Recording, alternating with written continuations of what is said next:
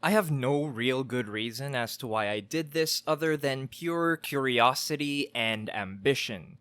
I think that anyone that wants to talk about wrestling online or participates in this culture should remain constantly curious and thirsty for footage both past and present. There is literally so much wrestling that has happened, so much that it boggles the mind. And given that the world is currently on fire and wrestling on average is operating at a lower quality this year than it has in a very, very long time, I thought I might as well get my kicks from the past, so why the hell not? Here's the best of wrestling in 1990.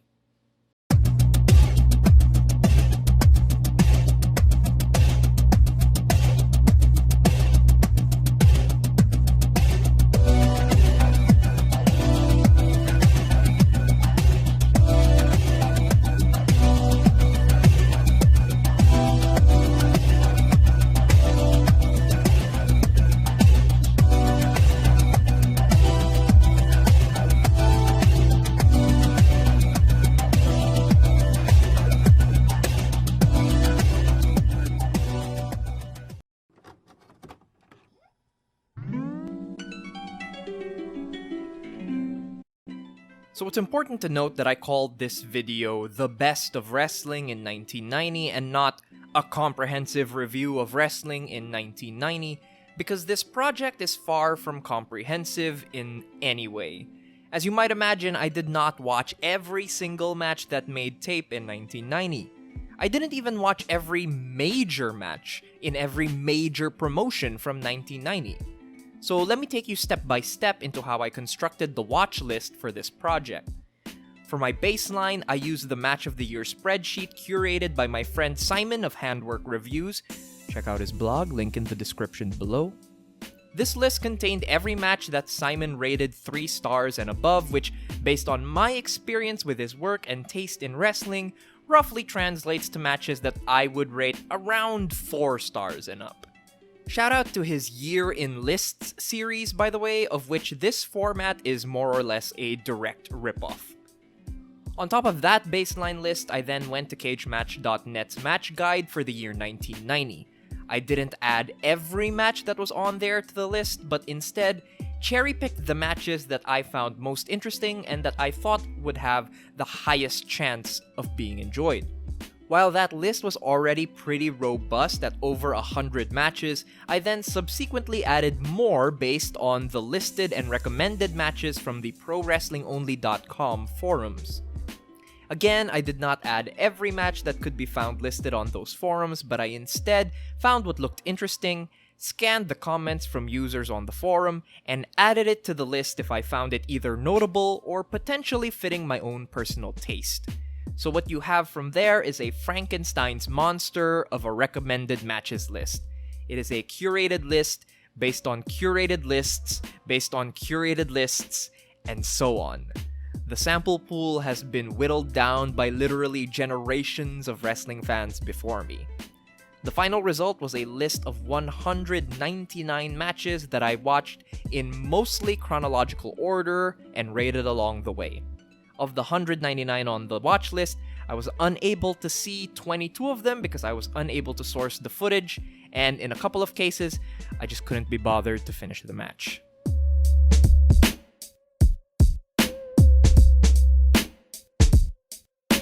So what does this mean for the project as a whole? Firstly, it should be noted that this project was focused entirely on matches. While I'll occasionally catch a pre-match angle or promo, this project was built on in-ring matches. Thus, in-ring ability and output will be the primary means of deciding who the best performers of the year were. I think that this is generally true for how I watch wrestling anyway, but I have been, in the past, known to prioritize some people's work because of their ability at promos, their positioning in a company, and their general presence on shows, whether in-ring or not. That's not something I'll really be able to do here, so sorry in advance to anyone who thought that Hulk Hogan or The Ultimate Warrior had a particularly good year in 1990. I couldn't really say. But let's be honest with ourselves and admit that it probably wasn't great for those guys. That's fair, right? That's fair. Second, great wrestlers will be missing from this list if they're not put in a position to be great. Again, I think this is generally true for how most people approach lists and projects like this to begin with, but it's particularly notable when working with such a curated list. There's going to be tons of wrestlers who are having great individual performances in matches that simply don't make the cut. I feel that this is something that might have bolstered the positioning of some of the wrestlers in the top 20 list I'll be sharing with you guys, but in general, I'll be seeing the best wrestlers in their best matches. Third, in the converse of the above, the failures of some of the wrestlers on this list will also be a little more obscure and difficult for me to define because those failures are marked by their absence instead of my personal experience with them. Again, not every match I saw for this project was great, and that's going to be something I hold against certain performers that I wasn't able to do for others. There will be people this year that miss a spot because despite having multiple matches on the watch list, they completely bomb in some situations while excelling in others. A key example of this would be someone like Terry Gordy. Terry Gordy had a handful of really great matches in 1990, mostly as part of the Miracle Violence connection. If I had only seen those few matches of his, then he might have placed somewhere in the top 20, but unfortunately, I also saw a bunch of his Triple Crown matches from the middle of the year, and those suck. And so Gordy doesn't make the list. That being said, while the Wrestler of the Year list might have some slightly skewed results, I am almost entirely confident in my Match of the Year list. Not because I think it's definitive or that the order can't be changed, my own opinions on matches change all the time after all, but rather, I am certain that I absolutely saw the top 20 matches of the year, whether or not the combination or ranking of them below might change for me down the line. I don't think there was a match that could reasonably crack the top 20 barrier from 1990 that I didn't see. Finally, I can't really make any detailed or insightful claims about most of the promotions I watched because I was only seeing handfuls of matches from each promotion. That being said, I will be making some general observations.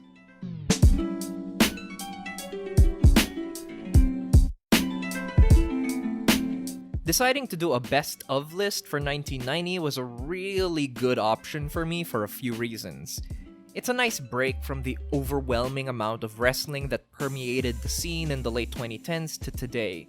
Instead of having to keep an eye on a dozen independent promotions on top of all the most successful promotions in each region, I could focus the list on a much tighter selection of promotions and workers, such that there were a few long-term stories that became easy to follow and invest in as a viewer. The shift to wrestling that's 30 years old also brings with it a few fringe benefits. For example, not every single hyped match of the year went over 20 minutes. In fact, a large number of matches I saw for this project were incredibly concise and efficient TV matches, which leads me to my first point. Number 1. WCW was Promotion of the Year. Until it wasn't. WCW was incredibly promising through most of January and leading into the Wrestle War pay-per-view.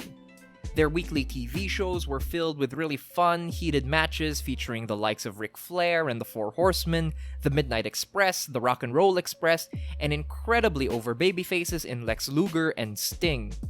Despite Luger's limitations in the ring, the booking did him a lot of favors as he was often paired with one of the greatest of all time in Flair.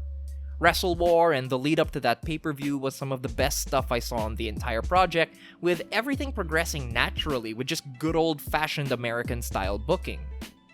The shift of WCW from a hot promotion building off the momentum of a historically beloved year in 1989 into some of the most cringeworthy material on the whole project was sudden.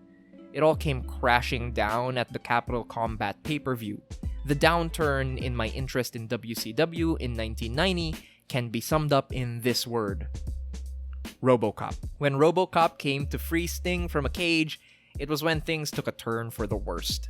Suddenly, the simple and realistic booking that made WCW so effective through much of the early parts of the year gave way to the kind of eye-roll-worthy schlock that one usually reserves for Vince McMahon-run programming. On top of that, the finish to the main event that night between Flair and Luger in a cage was the uglier side of Southern booking. A lazy, overbooked moment meant to get heat. Number 2. The best wrestling in the WWF was in the tag division. I don't know what to tell you guys, but it really appears that the WWF was having an average to not great in-ring year.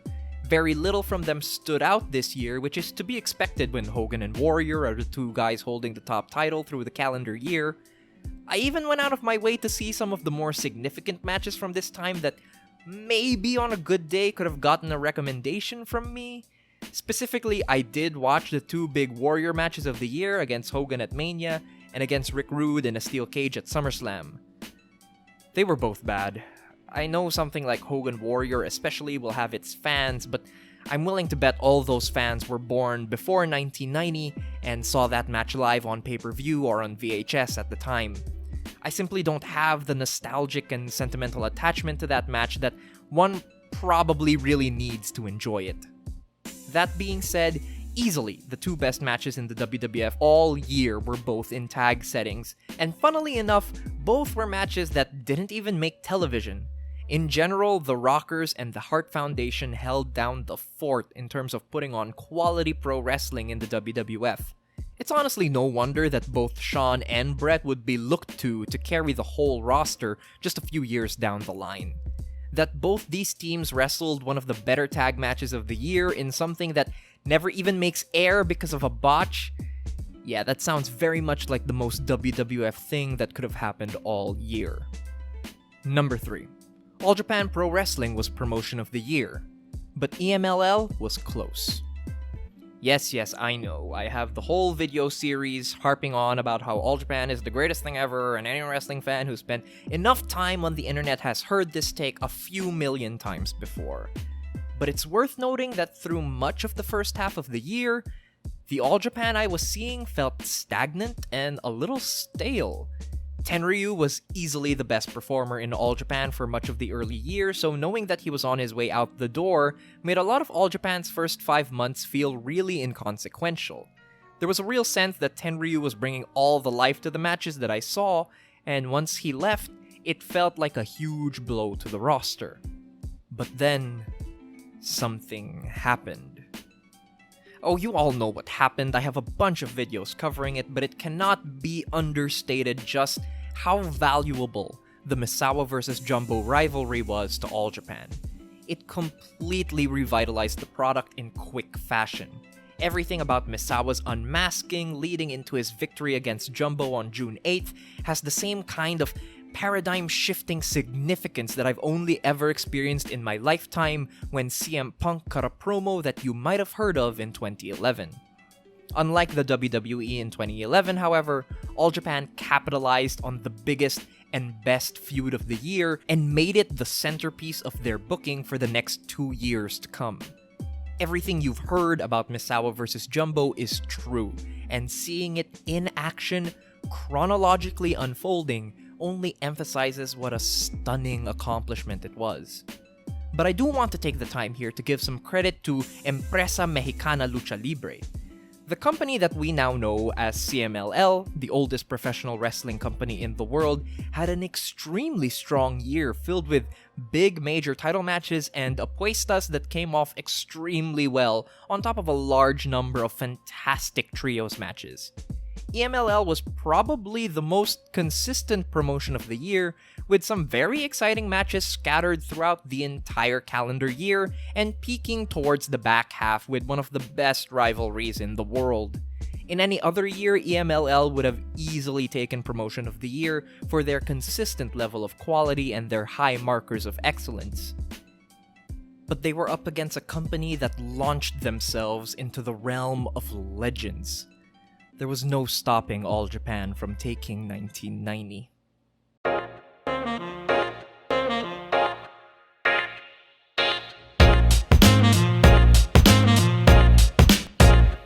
A great showcase for two of the unsung heroes of All Japan in the 90s.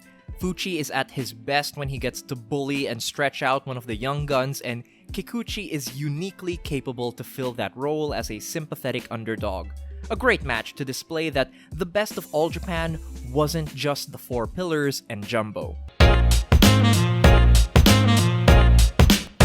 This stands out in Liger's work of the year for how strange and different it is from everything else he did. Sure, there was blood in the famous match against Sano, but the way it's used here, mixed with the round system and the almost shoot-style presentation, makes it something else entirely. Liger looks like an absolute badass standing up against Aoyagi, and their struggle for control here as Aoyagi loses progressively more blood is a joy to watch. Explosive strikes and snug action. This suffers a bit from a little too much downtime on the mat, but when Funaki is given the space to explode with his aggressive striking, this is some of the best shoot-style work I've seen all year. Maeda does well to try and weather the storm and throw some shots in kind as well. This is strong stuff from one of the better UWF shows of the year. Simple and to the point. Tenryu is the best and most dangerous wrestler in the company, and Takagi struggles to get on his level. It's told in a concise and effective way. Easily the best match in the company before Misawa unmasked. Unstructured and chaotic? Yes. But in a way that really plays to this match's strengths. This is a wild brawl driven by the hate between Aja Kong and Bull Nakano, two monsters of the All Japan women's roster vying for the top spot in the company. I've talked a lot about the subtlety and nuance that no selling needs to be deployed with in other videos, but Bull Nakano nonchalantly standing in the ring as her opponents wail on her with kendo sticks is a brilliant display of how sometimes you just gotta be cool enough to pull it off. As partners, Dandy and Satanico were the absolute highlights of EMLL through most of the year, but they took things to another level after splitting up and entering into the best blood feud of 1990. In this match from October 26, we get all the pieces that this rivalry gets built upon. Constant violence, great punches, and Satanico's willingness to reach into the dirtiest tricks in his arsenal to get a victory. Hatred is ripping a man's armpit hair out just to be a dick. The Midnight Express were the masters of the Southern Tag formula in 1990, and this is one of their finest pieces of work. Put up against the energetic team of Tracy Smothers and Steve Armstrong, the Midnight Express got to put on another extremely effective piece of tag team wrestling on a major pay-per-view stage. Constantly moving at a fast pace with a mind for ring placement and timing that only comes from mastering your particular genre and craft, this match is as easy to watch in 2020 as it must have been 30 years ago. The best scientific lucha libre match of the year features El Dandy and Angel Azteca putting on a clinic of what lucha libre can be. Every single offensive and defensive maneuver is slick, clean, and fast-paced. It's an instructional match in appreciating lucha libre in many ways, displaying that although at first glance lucha libre might seem overly cooperative, what's really unfolding is an intricate game of one-upsmanship as each man tries to find just the right opportunity to grab on a hold that will put their opponent away. Add in the clever little narrative of Azteca wearing down Dandy's leg in the second fall in the hopes of it paying off in the third, and you have a smartly done match that caps off this pair's story well after their first encounter in March. One of the finest Southern tag matches in the history of the game. This is the peak of the Midnight Express versus Rock and Roll Express rivalry, and the rapport and chemistry they've built up over years of fine-tuning their act is in full display in this match. One thing that a lot of people don't really talk about when discussing these Midnight Express matches is that, at their core, there is a strong element of comedy running through most of them. The heels are the butt of the joke, and the babyface shine is just one long extended punchline to make them look like fools. That's what makes the first half of this match so compulsively watchable. Midnight and Rock and Roll have concocted so many ways for the Midnight Express to collapse in on itself and be made to look silly that it's genuinely frustrating when the Midnight Express cut off the shine to go into their heat segment. This might be the purest form of the Southern Tag formula, if not necessarily the best example of it. It's a comforting watch, the kind of match that orders everything into simple divisions of morality to help ease the weary viewer. Chicken soup for the wrestling soul, this one.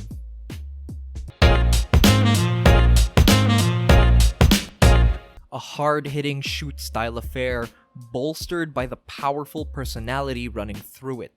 Despite being the only matchup from these two men that I watched for this project, this stood out with its clear voice and heightened approach to shoot style.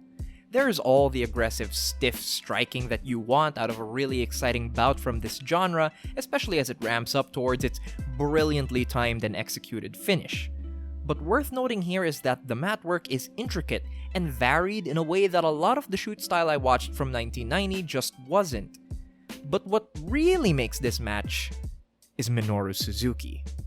He comes with a confident, charismatic performance, talking trash the whole way through and exploding with indignant rage.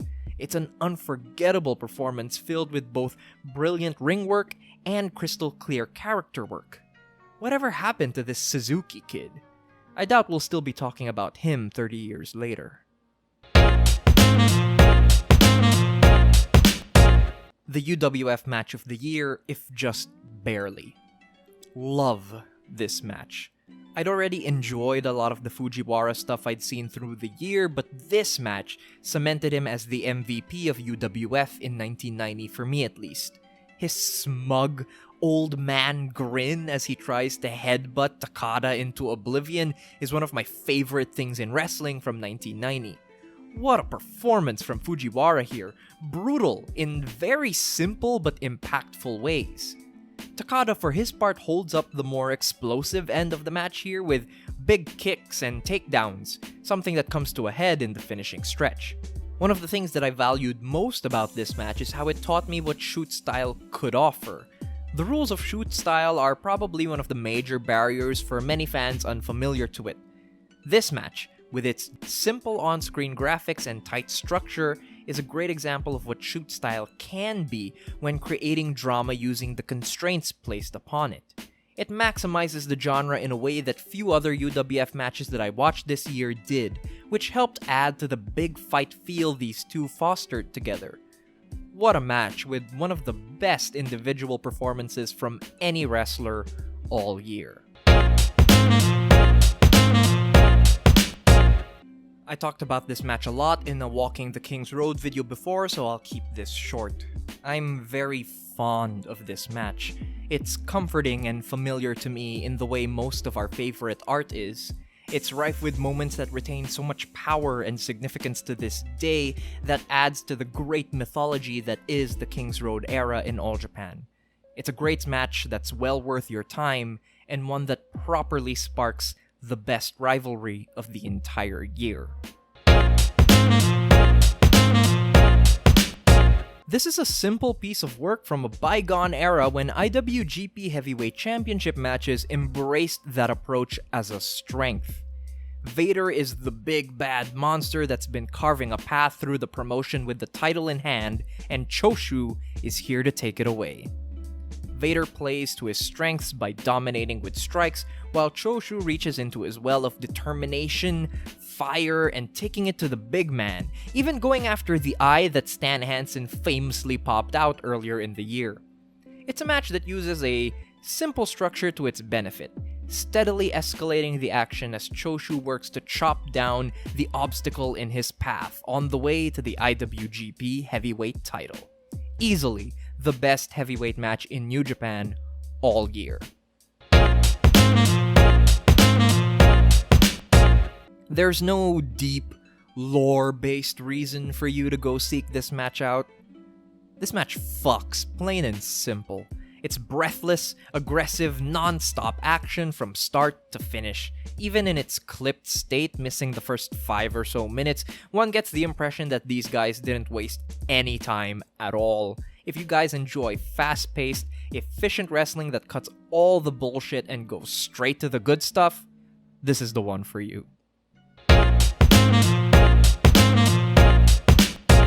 The two coolest female wrestlers on the planet try to murder each other in a cage. Honestly, what's not to love? Everything about this match projects an aura of pure badassery that simply cannot be denied. From Aja Kong entering to Judas Priest, to the bloody, weapons-laden action in the ring, all the way to the constant brawling and attempts at interference on the outside, this match is filled with violence and chaos. Nakano tries to mutilate Aja's arm with scissors, and Aja returns the favor in kind with her tin box to Nakano's leg. This is a match that doesn't need you to think too hard about it. Let the visceral experience take you away. Sometimes, you just need two of the best female wrestlers of all time trying to inflict horrific violence upon each other, and that's enough. Wrestling can be easy sometimes. Easily, the New Japan match of the year. It starts hot with a quick and heated exchange of strikes, but Sano quickly takes advantage by beating Liger down on the floor, tearing his mask, and busting him open. The match is built around the drama of a battered and bloody Liger trying to fight his way back into control. If I had to quibble just a little bit about this match, it's just that I found Liger's selling lacked a little energy, which dragged the match down a bit, as most of it was built on heat segments. But what that did achieve was make Liger's comebacks pop all the more. Liger was already ahead of his time in his offensive abilities, and when he's able to start nailing his high flying while still bleeding profusely, it makes for quite the dramatic sight to behold. This match is rightfully held up as a classic, one of the most beloved in Liger's entire career, and it absolutely holds up. Impossibly smooth and easy to watch. There's nothing more I can add to my discussion of this match that I didn't already cover in Walking the King's Road. It's nearly a half hour of perfectly paced action that never once lets up while seamlessly weaving together a variety of narratives. It's masterful.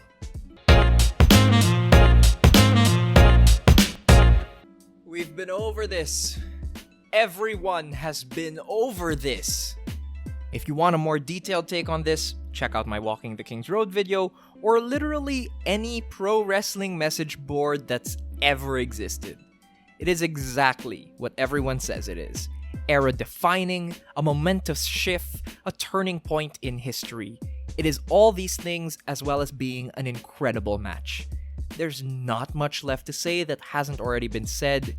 You knew this was going to be on here, you were just trying to figure out where.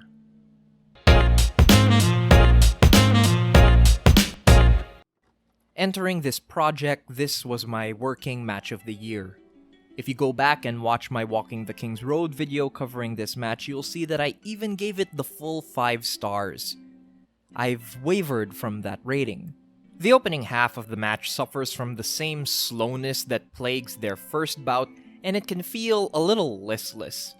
Despite that, after watching this for the project, I still thought this would walk away match of the year, until something else came along.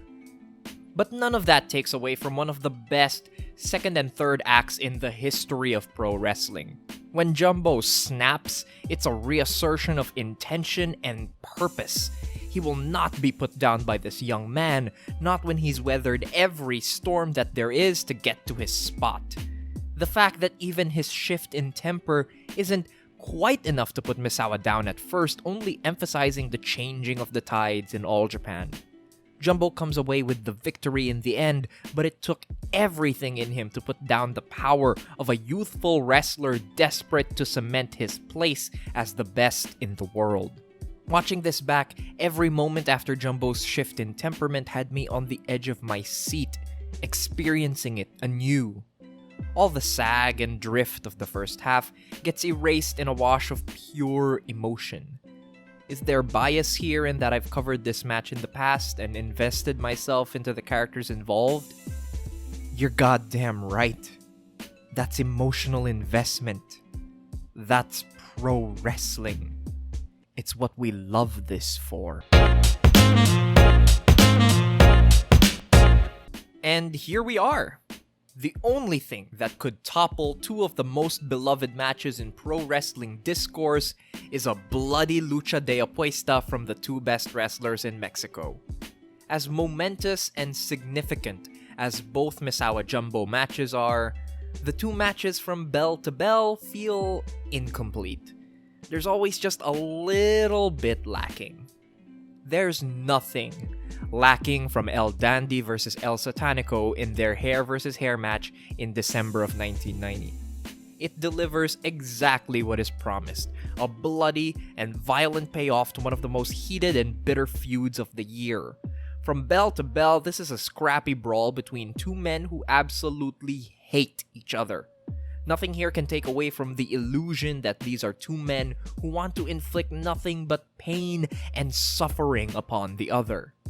Everything that one expects from a heated apuesta match is here. There's Satanico's rudo tactics of attacking Dandy before the bell and busting him open. Dandy is not one to take such injustices lying down though, and returns the brutality in kind with some beautiful punches of his own and biting. It's just a relentless escalation of hatred that culminates in what might be the greatest non-traditional finish ever? Maybe? I'd say it's definitely up there.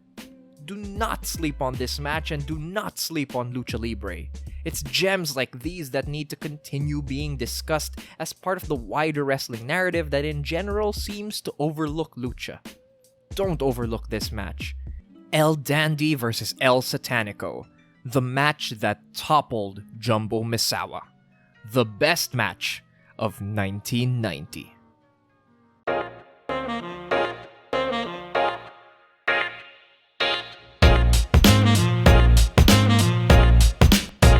As someone that rarely got to see Arn Anderson work in the past, this project did a lot to shine a light on what made him so great. Anderson is so fundamentally sound in the ring that he fits so well into every role that he was put in throughout the year and always came out of it looking like $1,000,000. Whether it was quick but fun TV title defenses or acting as Ric Flair's second in tag team affairs, Arn Anderson built up a quietly impressive body of work throughout 1990. Even as WCW leaned into its more ridiculous booking at the end of the year, Anderson remained a standard of the kind of expressive and grounded pro wrestling that one associates with the NWA in its prime. To put it simply, in a company that was beginning its descent into nonsense, Arn Anderson never once stopped feeling real. The unsung hero of Tsuruta-gun, Masanobu Fuchi was such a welcome addition to the top of the card at All Japan. As part of the Tsuruta-gun Super Generation Army feud, Fuchi was the kind of performer that could bring a sense of malice and pettiness to any match that he was in, which helped elevate the tension of an already nuclear hot rivalry. The bulk of Fuchi's case for this list, of course, lies in his many tags against the likes of Misawa, Kobashi, and Kawada. But he also had a really great singles match on his belt in a junior heavyweight title defense against Tsuyoshi Kikuchi. It's just fun to see Fuchi at work. He's such a mean old bastard, and it warms the heart to see him really take the fight to these kids suddenly trying to make a claim at the top. Outside of his singles performance against Kikuchi, my favorite match of his all year would probably be the October 19 tag, where he's just a crabby and mean old man bullying Kobashi and destroying his leg. All hail Tsuruta-gun. May it never die. Despite being pre-Dangerous Queen, Akira Hokuto was already showing a lot of the trademarks that would define her as one of the greatest ever. All her performances are incredibly energetic, which works especially well given that she spends most of the year in tag matches, teaming with Suzuka Minami as the Marine Wolves. Hokuto is able to bring a lot of energy and fire to these performances while being both incredibly sympathetic when she's selling and incredibly aggressive when she's on offense. Perhaps her defining moment from this year is one in which the performance falls away to give light to reality. In her Japan Grand Prix semifinal match against Manami Toyota, a dive goes wrong, severely injuring Hokuto's leg. As it becomes increasingly clear that she's physically unable to continue the match, the Queen continues to try to find a way to push through with the contest. It's a display of her dedication and passion for the craft, a theme of Hokuto's career that will only continue as she progresses. Hansen was a bit of a coin flip in 1990. He was just as likely to have a lethargic dud as he was to put on one of his more interesting brawling performances. It's pretty close, but Hansen put out much more good than he did bad this year, and it's enough to land him on this list.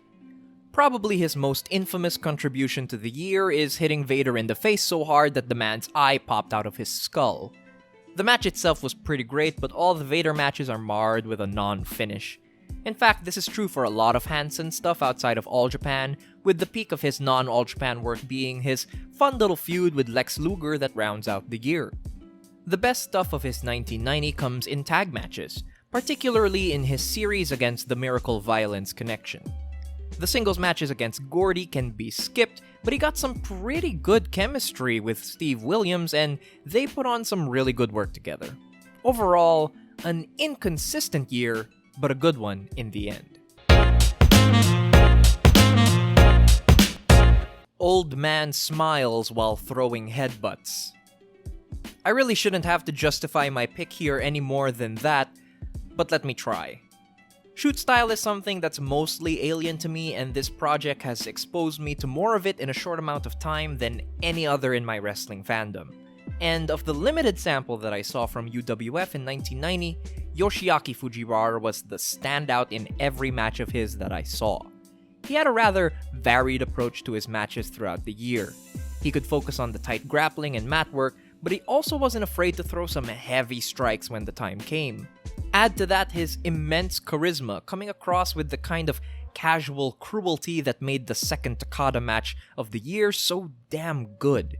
Since all his work is primarily in a company that didn't hold weekly shows, Fujiwara's case is built on having extremely solid and quality work every time he goes out, instead of building an absurd number of very good to great matches. The tag team wrestling was pretty damn good in the South for most of the year. Part of what made that stand out so much was the Rock and Roll Express. Of course, the highlight of their year comes from their continued series against the Midnight Express, which peaked during their Wrestle War matchup. But the Rock and Roll Express were able to hold down the tag division with some great matches against Anderson and Flair later in the year, as well as being the better half of some matches with the Freebirds as well. While I'd say they're the less interesting half of the Midnight and Rock and Roll matchup, they still function exceedingly well in a genre that they helped popularize and perfect. Taue gets a lot of crap from a lot of people for being a distant fourth in the King's Road canon. I think 1990 is one of the years where that is decidedly false. Positioned as Jumbo's second in the feud against Super Generation Army, Taue consistently makes the most of the many opportunities provided to him and easily had a better year than the far more beloved Kenta Kobashi. A lot of that is booking, of course. Taue was Jumbo's second, where Kobashi was third in line in Super Generation Army, but to say that Taue didn't back up the opportunities given to him with strong performances would be unfair. Taue actually showed a lot of versatility this year, being able to play both a fiery and sympathetic babyface in the September time limit draw, and then a bullying heel bastard in the famous October 6-man tag. That time limit draw in September is probably his shining moment, as he looked great trying to stand up to the far superior Misawa despite getting busted open for his trouble. This was one of Taue's better years of being highlighted in All Japan, and his progression is just as worthy of discussion as his more famous contemporaries. The best American wrestler in Japan in 1990 was Steve Williams. Where both Gordy and Hansen were plagued by inconsistency in their singles matches, Dr. Death was just incredibly motivated and energetic in all of his. The Miracle Violence Connection tags make up the bulk of his case, as he is great in those, and it's also the best position for Gordy to shine. But what really lands Williams this high on the list is what he was able to do in singles situations. He had a great match against Hansen that was scrappy and fun. He made for a great bully heel working Kawada in July. All in all, Doc was just the most reliably entertaining gaijin working in Japan in a year when a lot of heavy lifting on these cards was left up to the American workers, as the native roster was in a state of transition. Aja's another one of those workers like Fujiwara that I don't see a lot of in 1990, but they felt huge every time I did. Every Aja Kong match on my watch list was a special attraction, a mark of high quality assured. Aja was one of those wrestlers that felt entirely above the rest of the All Japan women's roster in the kind of brutish persona that she put forward and the carnage she caused in the ring. Where much of the AJPW style was built on fast-paced, lucha-influenced action, Aja came in and just wanted to hurt people. And it rules. The highlight of her year is of course the feud with Bull Nakano that takes up much of the end of 1990, peaking with the Wrestle Marinpiad cage match. Aja felt like a monster among her AJW contemporaries, and seeing her rampage through them was one of the highlights of 1990, limited as her exposure to me was.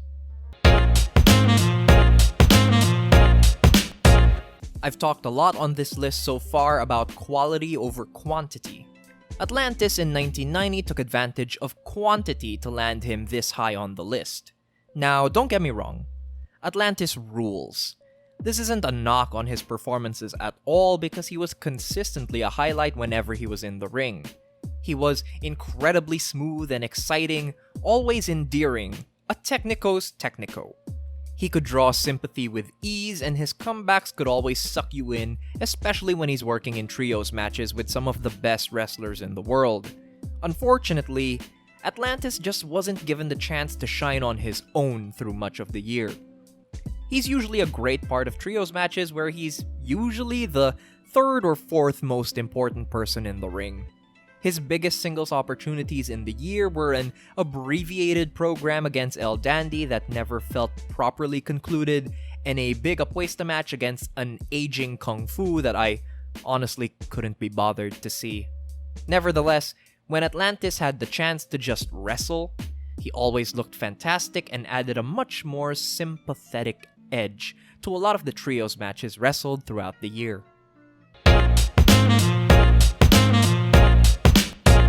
Jushin Liger in 1990 is so ahead of his time that it's insane. In 2020, I'd still say Liger's ahead of his time in how he was able to capture the spirit of fast-paced junior heavyweight style action that feels both impactful and earned. Liger's year peaked early with the title match against Sano, where he put on a memorable babyface bloodletting performance, but he remained a treat to watch throughout the entire project. His matches against the Canadians in Pegasus Kid and Owen Hart were a breath of fresh air amidst the mostly heavyweight style matches that I saw in 1990. He even had a really fun Spotfest style exhibition match against Negro Casas in December that would have been at home on any card in 2020. His versatility also shines through well with the great rounds match he had against Aoyagi in June. I think what I valued about Liger's 1990 most is how he consistently felt like a major star worth seeing every time it came to watch him. He had a powerful connection to the crowd that made him feel like a big deal. Add on to that he's one of the most influential wrestlers of all time. Yeah, I think Liger deserves a top 10 spot here.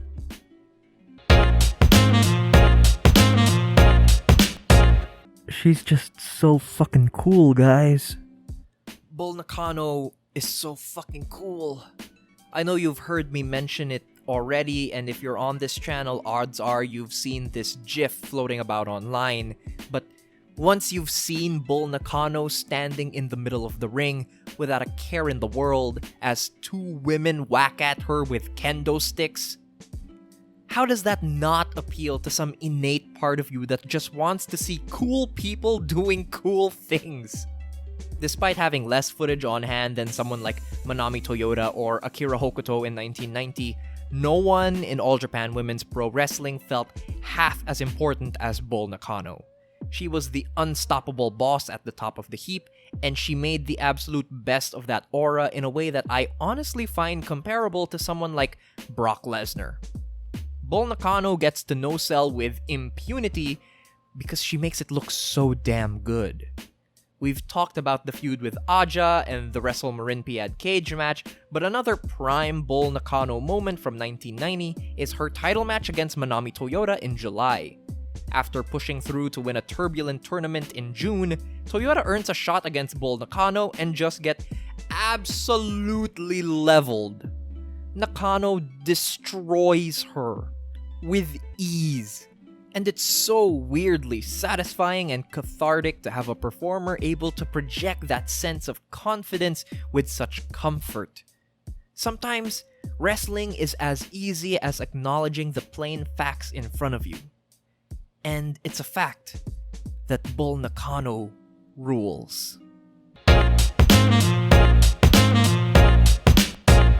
Genichiro Tenryu was the best wrestler in the world for 4 months, and then he left All Japan.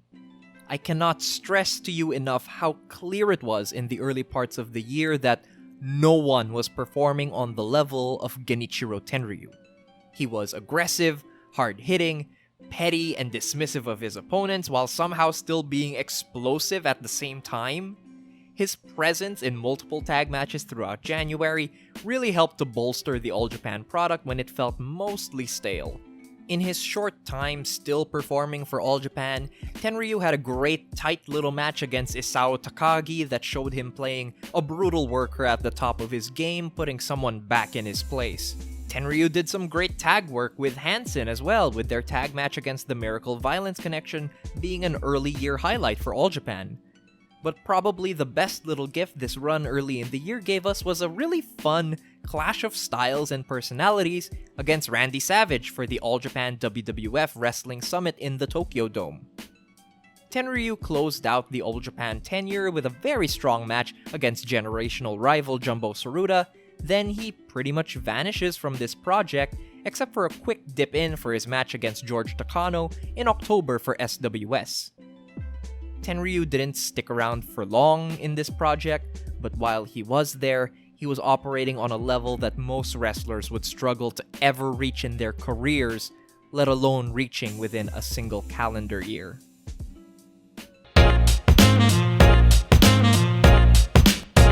Flair's 1990 is far more interesting than it is transcendently great. In 1989, Ric Flair had one of the most heralded runs within a calendar year in wrestling history. He put in some of the greatest and most well-loved matches of all time, with his high-profile trilogy against Ricky Steamboat, as well as the title feud against Terry Funk to close out the year. In 1990, Flair had to work with Lex Luger and Sting. I think you can see the discrepancy here. Not to mention that at the end of the year, Flair got wrapped up in the nightmare booking of the Black Scorpion, and you have a less than stellar follow-up to one of the most prolific and high-quality years ever. And yet, Ric Flair with limited opponents and going at half speed is still one of the greatest of all time. Because of his booking through the year as well, we actually got to see a lot of versatility out of Flair. He starts the year as the babyface world champion, having great TV matches against the likes of Bobby Eaton, and feuding with the Great Muda's trio of heels. By the time we get to Wrestle War in March, however, he's just full-on Ric Flair again. The classic version, top heel, cheating his way to victory with the help of the Horsemen. Flair's generally able to get good material out of Lex Luger despite his limitations, which says a lot about Flair's ability even when he's not working at his absolute best.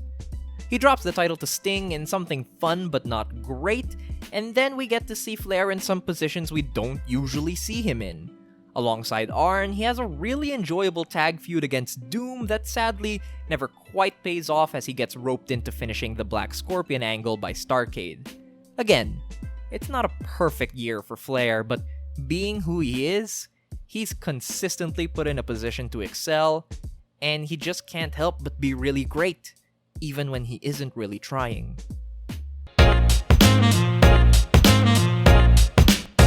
Okay, this one feels a little bit like cheating. By all intents and purposes, this spot belongs to Bobby Eaton, with Stan Lane and Jim Cornette on the side. I say this because on top of all the great Midnight Express tag team matches throughout the year, Bobby Eaton was able to flex his abilities in singles bouts against Ric Flair and Ricky Morton, among others. And yet, despite being the clearly superior worker of the team and having the singles record to back him up, I chose to place the Midnight Express on here as a collective because of the mastery that they displayed. In 1990, few people understood the ins and outs of Southern Tag Team Wrestling like the Midnight Express. What makes them such a great team is that they're at their best when they are failing. Few teams can make a babyface tag shine look so good like the Midnight Express. At every turn, Eaton and Lane always feel like they're one devastating mistake away from completely crumbling. And it's only the dastardly, money-fueled mind of one James E. Cornette that keeps the crew together and slipping their way into victory each time. As a unit, Eaton, Lane, and Cornette understood how to play off each other and their opponents to perfectly convey the babyface heel dynamic and make every Midnight Express match a must-watch. Every now and then, you find an act in wrestling that has a perfect understanding of what it is, what it can be, and how it can be utilized. That was the Midnight Express. They had cracked the code on tag team wrestling in America, and no one did it better. A lot of ink has been spilled talking about how instrumental Mitsuharu Misawa and Jumbo Tsuruta have been to 1990 and how their rivalry shaped pro wrestling for years to come. And because of that, yet again, Dangerous K gets the short end of the stick. Kawada's progress from an impressive prospect in Revolution to legitimately one of the best wrestlers in Japan is one of the most impressive examples of a pro wrestler stepping up to the plate in a single calendar year. In any other year, we'd be talking about it endlessly. But unfortunately, Kawada gets cast in the supporting role. He's the guy to untie Misawa's mask. He's the guy to carry Misawa on his shoulders on June 8th. Luckily, being the number 2 guy in a stable carries some privileges with it. Kawada is an integral part of the Tsuruta-gun Super Generation Army tags that make the back half of the year so damn thrilling. Outside of the Super Generation Army Tsuruta-gun tags, Kawada gets to have the occasional singles match to shine through. His matchup against Steve Williams in July, for example, was a really great sampler of what Kawada could do in a single situation. He's both sympathetic and yet incredibly explosive. Kawada took the best aspects of his mentor Genichiro Tenryu and had begun to shape them and mold them to fit his own character. It'll be a few years before we see this reach its zenith, but all the pieces are already here. His violent side shines through when working against Taue in the tag matches at the end of the year, and his endearing, sympathetic nature comes from working against the top man in the company, Jumbo Tsuruta. By the time 1990 ends, Kawada's entire persona is nearly fully formed already. Once he ditches the leopard print tights or the colorful geometric ones for the black and yellow, he has already ascended to be one of the all-time greats. He's not quite there yet, but he's full speed ahead on the journey. You know why he's here. From his unmasking in May to the shocking victory against Jumbo on June 8th, Misawa's rise from masked junior heavyweight standard to the hottest prospect in professional wrestling, well, it's almost laughable to call it meteoric. Seeing it unfold over the course of the project really put into perspective for me how astonishing the change was. And part of the reason that change is so astonishing is because from January to April, Tiger Mask 2 just isn't anything to write home about. He's definitely not bad. In fact, he's part of some pretty great matches in this time. The highlight of Tiger Mask 2's run at the start of the year is from the New Japan All Japan Super Show in the Tokyo Dome when he got to team with Tenryu against Riki Choshu and George Takano. As great as that match was though, I'm afraid I have to dock Tiger Mask 2 some points for completely bombing in the Tokyo Dome in April against Bret Hart. Now I'm sure there's a lot of reasons why that match wasn't great, the cultural divide and pro wrestling politics being chief among them, but it's the kind of stain on your record that keeps you out of the highest echelons of a list like this. But everything after unmasking on May 14? Magical. Misawa transforms himself into one of the most exciting must-watch workers in the entire world. He's part of 2 classic singles matches against Jumbo Tsuruta. He has numerous excellent tag team matches against the likes of Tsuruta-gun and the Miracle Violence Connection. But more than all of that, what lands Misawa on this list in this position is that in a brief amount of time, he was able to become one of the most important wrestlers in the world. Things he did mattered. The results of his matches mattered. You couldn't take your eyes off him for a second, or else you'd be missing out.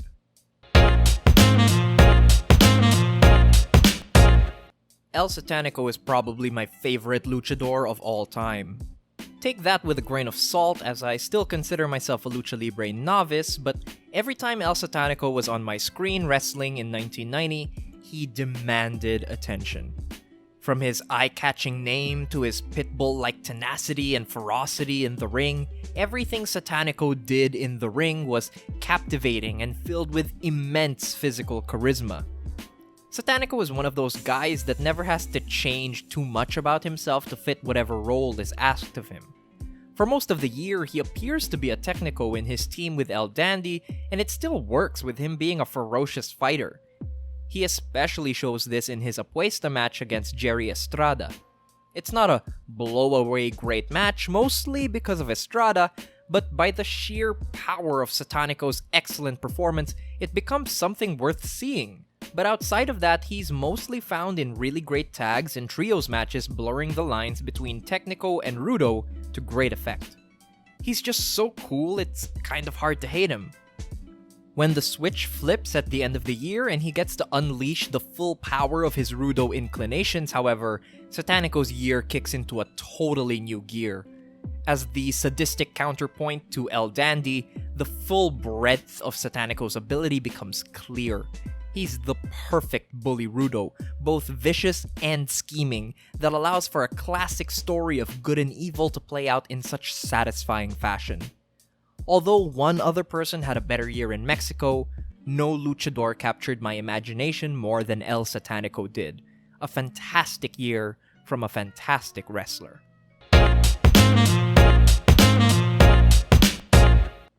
Who are you to doubt El Dandy?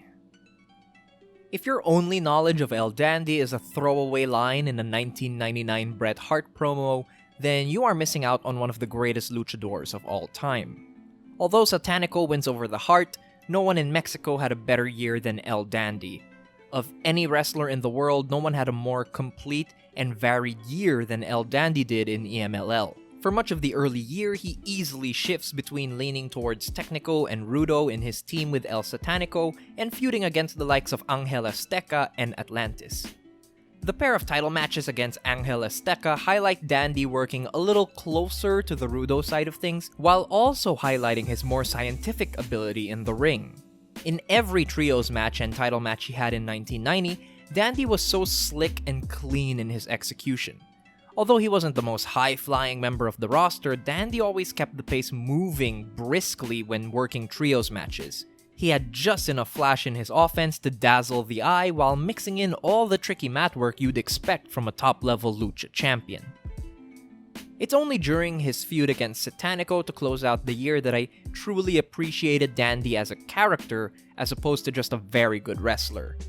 Dandy wasn't afraid to give just as good as he got in that violent feud, always rising to the occasion to try to outdo his wicked rival. If Satanico wanted to bite and low blow and punch his way to victory, Dandy had no problem firing back with the same level of grit and grime.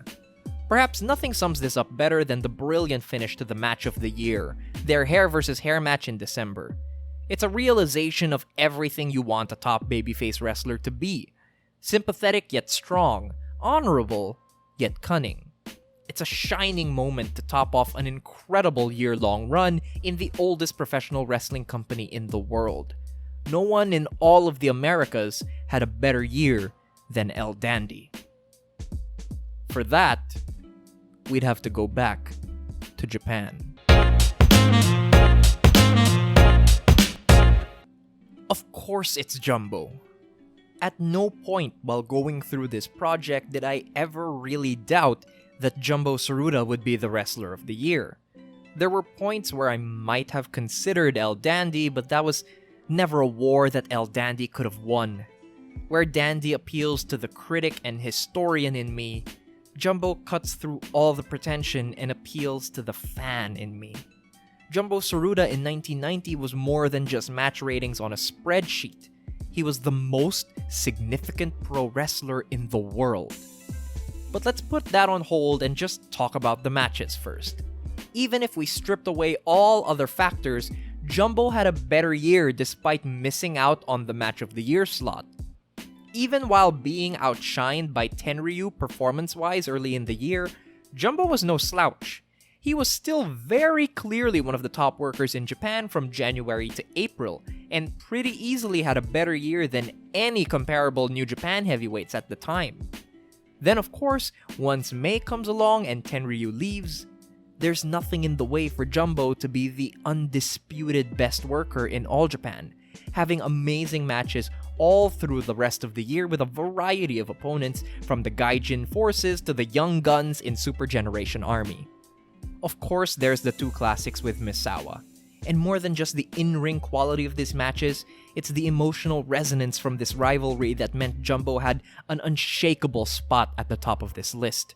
From the moment that Misawa elbows him off the apron in Korakuen Hall, there is no professional wrestling character as insecure and motivated as Jumbo Tsuruta.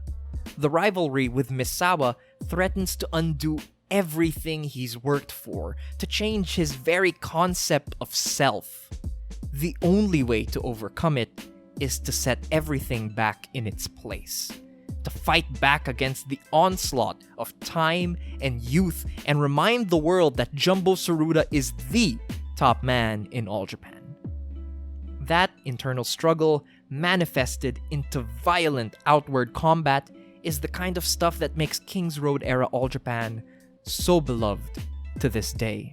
I didn't care about anyone in wrestling more than I cared about Jumbo Tsuruta. His matches mattered because he mattered. His motivations mattered, and it elevated everything he did from May to December of 1990. I cared about what happened next to Jumbo Tsuruta. And that's what makes him the best wrestler of 1990.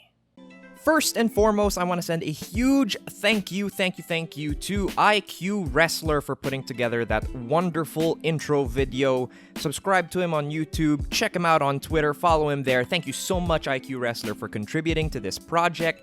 Next, I want to say a huge thank you to all my Ko-fi supporters. Thank you to my one-time supporters in Chris Dracar, Brian, Wilson Spence, Raum, Thurman, Gregory 1C Gonzalez, Mikey Garu, Gerald Walden, and Connor Burnett. And a huge shout out to my monthly Ko-fi supporters in Captain Jack Heartless, Jake Dieterich, Eddie Roberts, James Draper, Chick Fritz, Matt Brummett, Jacob Dickens, Smart Down Podcast, Spiders in My Bed, Tyler Kuhn Williams, Donomatic, Great Bash Heel, Joe Humphreys, Arch Stanton, and Timothy R.